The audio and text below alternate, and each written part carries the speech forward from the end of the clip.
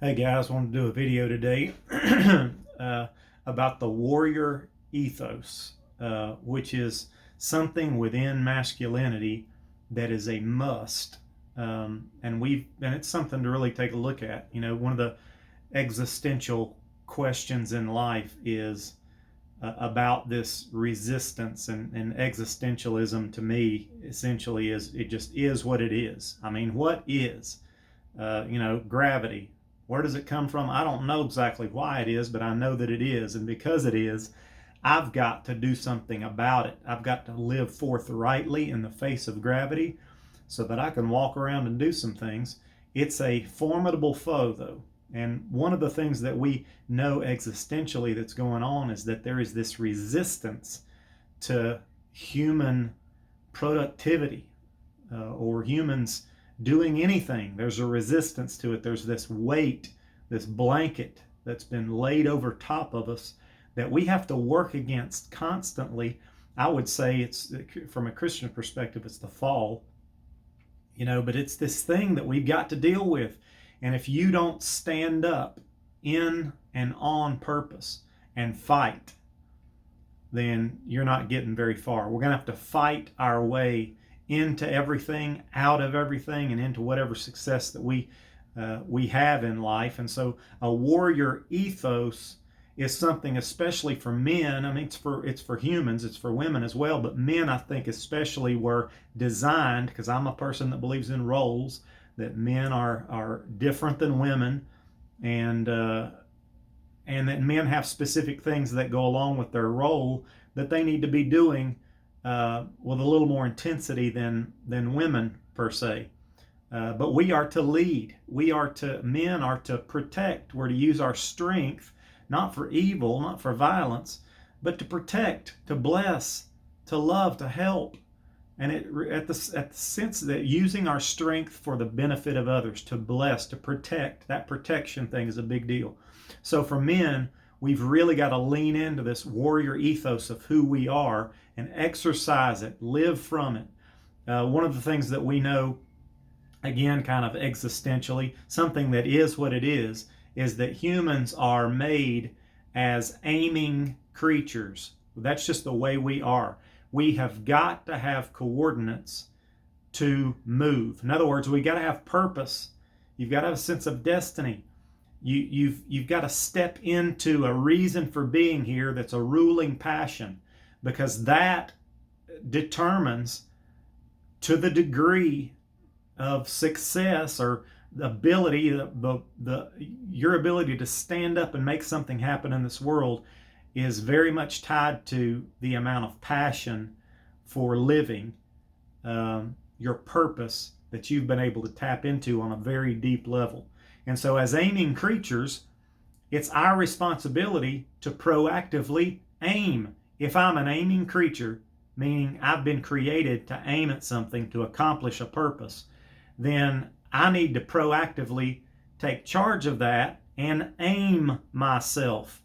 Now I can get the information from God, so that's not circumnavigating God, but He's not going to do this for us. This is something we as image bearers have to do ourselves. And so I wanted to start with a question, and then I'm going to just read some things that I've written down here, gleaning from different books and having different thoughts and trying to come up with a good aiming warrior ethos type of foundation for my day, for my week, for my month, for my year in life that I'm really leaning into. And so the question is, in what ways am I failing to access properly the masculine energy potentials available to me? We hear a lot about toxic masculinity today. And without question, yes, there's toxic masculinity because there's sin in the world, there's evil in the world, and evil's always twisting and contorting and using the strength of men in evil ways. There's no way that's just the truth. That just means that but the problem with that is, as you know, our culture's trying to destroy masculinity because they say it's just evil, it's toxic. That's hogwash. That's not true. You've got to reform it. You've got to redeem it. You've got to make sure you're not using it in a toxic way. But you've got to be strong. You've got to step into a warrior ethos. You've got to line your life up with truth and live from that truth. And a warrior ethos is just something you better not try to live without it, because it's not going to work for you. So this is just an encouragement. We want to think about, how can we properly access masculine energy and be true to it? Use it for what God wants it to be used for, which is for protection and blessing. To be strong, to protect from evil. That's another existential thing. Evil is what it is. It's just there. You've got to be working against it in every way, or it's going to find a way to get in and to mess things up. So let's give us some aiming, some warrior ethos that's aiming it properly. And I just wrote down some things I was gonna read. So this is kind of me stating things. I live in an aggressive posture. This rouses, energizes, and motivates me. I live on offense. There is no area in which I'm holding. I live aware of any area that I'm being tempted to slip into the position of hold. I leap into each battle with the energy of chi, which is vital energy. I would call that Christ-like spirit power energy, life energy. I have one position in life: forthrightness. I face my enemy and move in one direction, forward. I don't want to hear any messages saying that I'm holding my position. I'm advancing constantly. I'm not interested in holding on to anything except the enemy. I'm going to hold on to him by the nose, and I'm going to kick him in the butt. I'm going to kick the hell out of him like crap through a goose. You have to take that mentality, because if you don't, he's going to do that to you. So this is a one-way street as far as I'm concerned. We've got to aim ourselves in this direction. I live with proper aggressiveness, with circumstances strategically advantageous to the goal at hand. I realize that this is half the battle. I'm always alert, always awake. I'm never sleeping in life. I know how to focus my mind and my body. I live mindful. I am a hunter.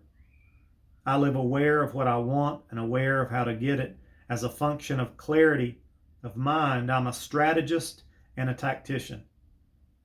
I can accurately evaluate my circumstances and then adapt myself to the situation on the ground. I know how to fight. I train my hands for war and my fingers for battle. I accurately assess my own strength and skill. If I find that a frontal assault will not work, then I deflect my opponent's assault, spot his weakness in the flank, and then leap into battle. I am a warrior, not a hero.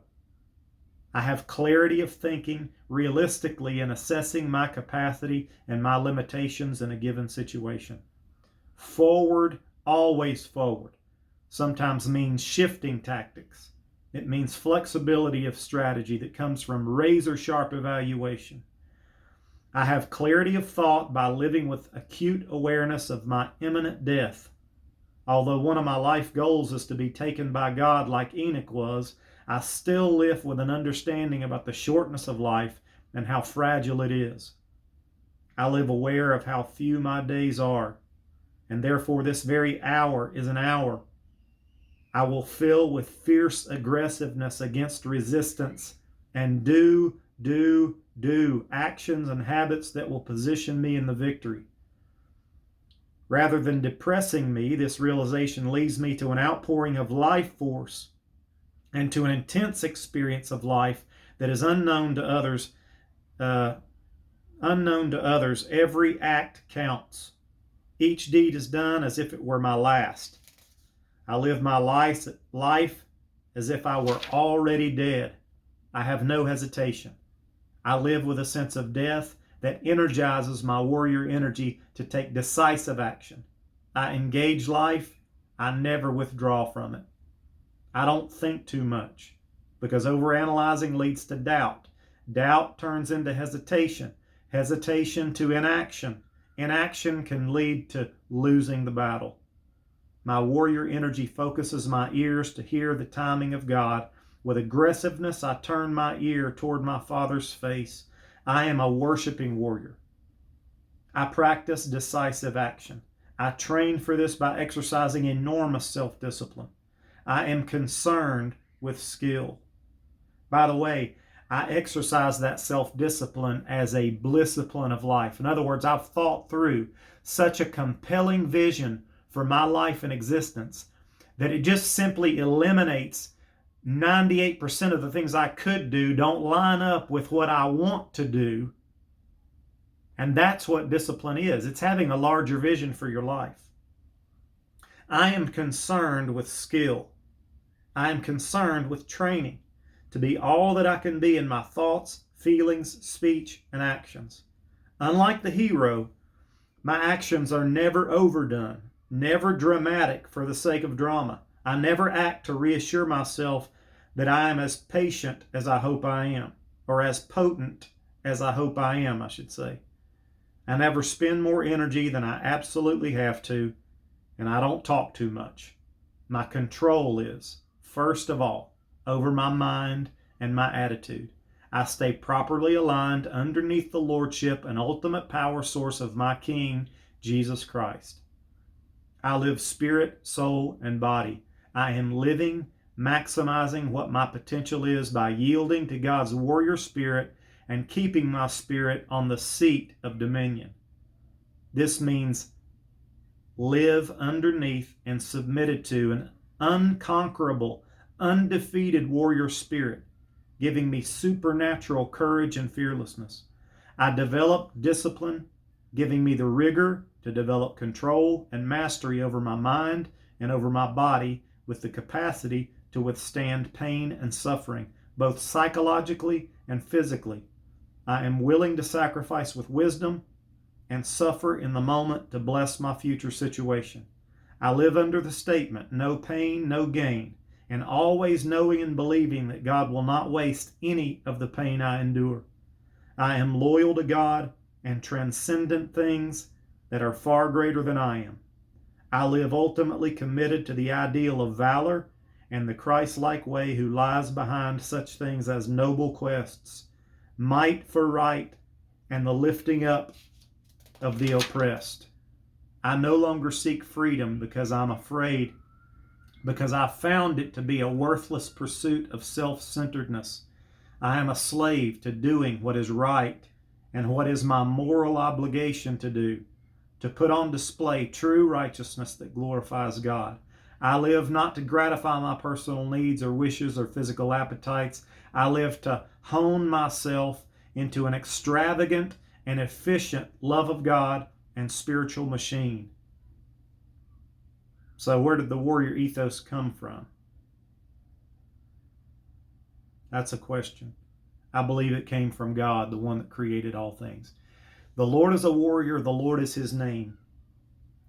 And so as an image bearer who is a man, I must tap into that strength to use it for its purpose. And I've got to lean into it by aiming myself with it.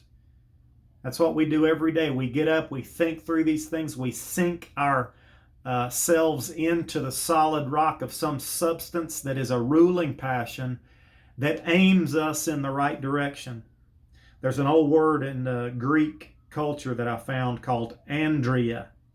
I'm not sure how you say it, but it's Andreia. It is the manly virtue of valor and honor. It's a manly spirit, needed to counter faint-heartedness, laziness, and over-attachment to pleasure. It involves taking the fight to the enemy, where the enemy is your own foolishness, vice, laziness, or ignorance. Properly used, it involves self-directed, constructive anger. So that would be holy, righteous anger. Because that's a powerful, powerful thing. It's got to be honed. It's got to be lassoed and used properly. It also manifests itself as a willingness for, even a love for, toil and effort. In Greek culture, it is one of the four cardinal virtues, along with prudence, temperance, and justice. It is found in between the extremes of too little courage, which is cowardice, and too much, which is rashness. We've got to live out a warrior's life, not a hero, a warrior. Lay your life down for a ruling passion that is much, much more powerful and greater than you are, and plug in to your powerful purpose to be alive, men. I encourage you today to do that. See you later.